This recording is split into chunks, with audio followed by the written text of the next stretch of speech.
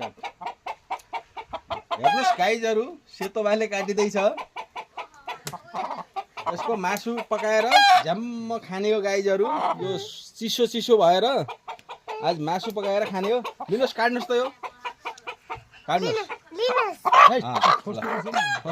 ल आसी आसी आसी यता छ यतै काट्नु झ्याम्मै पारेर काट्नु त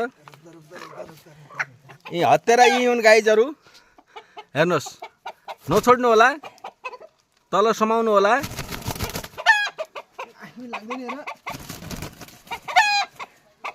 राम्रोसँग काट्नु होला हजुर उडेला हजुर यसरी काट्ने हेर्नु अर्को भाले उता छ हेर्नु रातो भाले एक रातो भाले हिजो काटियो हजुर